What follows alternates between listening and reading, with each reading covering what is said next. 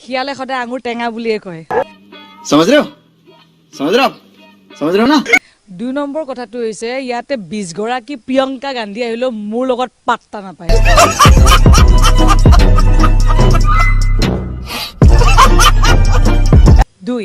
3 number সিহঁতৰ ইমানেই গোটেই বংশ গোষ্ঠী ইয়াত আহি যায় তথাপিতো ইয়াতে লৰাব নোৱাৰে। क्या बोला तूने एक पहले क्या बोला चल चल चलो जाके इलाज कर প্ৰত্যাহ্বান জনাইছিল কিহৰ প্ৰত্যাহ্বান এইবিলাক তেওঁলোকক আপুনি প্ৰিয়ংকা গান্ধী আজি আহোঁতে সুধিব লাগিছিলে যে পটককে যদি তেওঁ সুধি দিয়ে যে পৃথিৱী সূৰ্য চাৰিফালে ঘূৰে নে সূৰ্য পৃথিৱী চাৰিফালে ঘূৰে 10 মিনিটমান ভাবি থাকিব।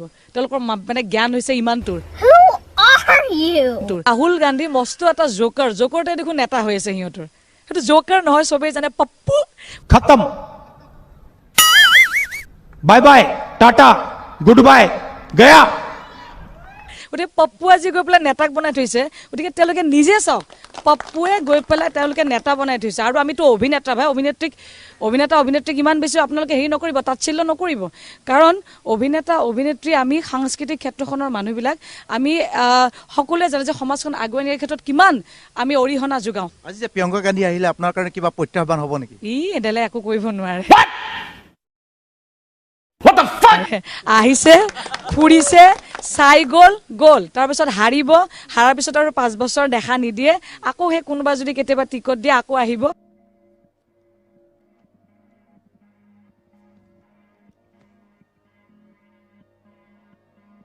কা আন্দোলনটো আপোনালোকে জানে। এতিয়া কা আন্দোলনত গোটেই মানুহ দেখোন বিজেপিত যোগদান কৰিলে। সেইখিনি সময়ত ইছ্যু কৰি লৈছিলে যে কিবাকে বগৰাব পাৰিলে বগৰাই দিম আৰু নোৱাৰিলে। মই কৈ দিলো যোৱা বছৰতকে মই 3 গুণ ওপৰত মই ভোট পাম।